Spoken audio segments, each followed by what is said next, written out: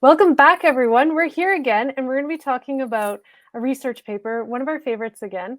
But before we get started, I'm Dr. Tina Rapke, and I've got Dr. Marc Husband with me, and we're math educators. And Marc, let's first let everyone know how grateful we are to them because we have some amazing news. And we have like over 100 viewers of 100 views on one of our videos. So this is awesome. This is like getting out there and we're so happy. So thank you so much for those of you who have been watching us, and please share, hit that bell icon. And even in the comments, let us know if you want to see anything in particular. We're totally open to doing videos on pretty much anything math related, right, Marc? Yeah, and so today we're going to be talking about teaching moves. And we're going to talk Yeah. about a paper that talks about teaching moves, and we're going to unpack 3 of them for our viewers. Yeah, so here's the paper that we're talking about today. So it's an activist perspective on teaching mathematics. And Marc, I think the reason that I love this paper so much is it's actually given me language and others' Mhm. language for the things that we do in classrooms, right? Absolutely. So this paper really looked at classrooms where I think like student learning was the real focus. So they were, I don't want to say good or bad, but they were good in the sense that student learning was the major focus. Right, right. And they looked at some of the teaching actions that were happening. And, you know, one of the ones that we've talked about, when you and I taught together, when we taught a lot, we co-taught a lot together, we would see each other do these things. And one of the things that I've recognized that takes a while for people to get used to is I come in to a group that's working, I listen, I might say something, I might prompt, but I walk away sort of quickly after that prompt, or I might even just walk away while they're, still talking. And I've heard them say, "Wait, where'd he go? Wait, what happened?" Yeah. And you and I have talked about this, about how at first for a lot of participants in this, it could be jarring, and yet this paper provides the reasons why we do that. The And reasons they and the totally language, and Marc, the and the language. language.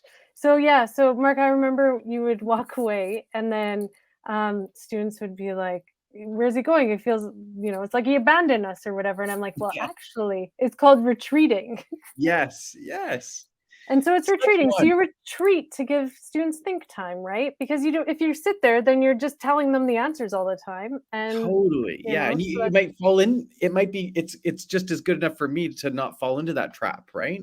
exactly, so Yeah. retreating. So the other one I think is, so before we started co-teaching, Marc, and if a lot of our viewers, they might be watching this, they might be, closet tellers, right? We talked about Yes. this, and now since we've co-taught, we're like, we're not closet tellers anymore. We tell everyone that we tell students because sometimes it's just a great move and it's needed. Yeah, yeah, absolutely.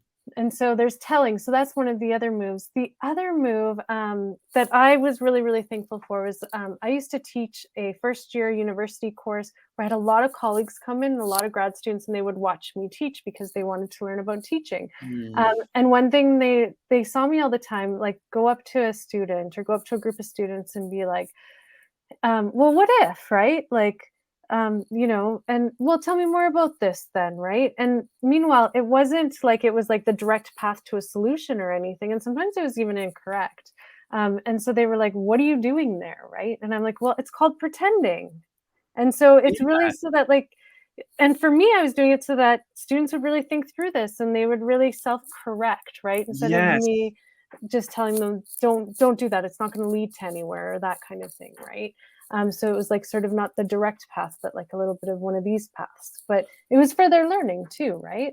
Absolutely. And so, Marc, those are three great like things, three great like actions that we now have names for. So it's telling, retreating, and pretending. There's Yeah. tons more in here, Marc. Like we only go over like very, very few of them. Yep. But I think that this is like a great start. The other thing that I wanted to just let people know too is that here are the moves right here that we were talking about on the paper. And there's informing, orienting, and shepherding. And then there's the words that we talked about before. So, but it doesn't involve the 3-part lesson or a lesson plan because I was working with some Mm. really lovely graduate students the other day, and they thought the informing, like the telling, the enculturating, reinforcing, was about like the before part of a lesson, then Mm. orienting during the during the lesson, right? And then shepherding for like the after or the consolidation part of a lesson. But that's not it. It can happen at any time. And actually, like Yeah, maybe telling is a really great thing to do at the end of a lesson too, yeah. right? That's right. All right, Mark. So that's it for us today. So I hope everyone enjoyed. And again, if you're enjoying these videos, please like. It helps with the algorithm. It helps us get more views. And hit that bell icon. And again, make a comment and let us know what you want to see. We're so grateful that people are watching and that we're actually getting this stuff out there.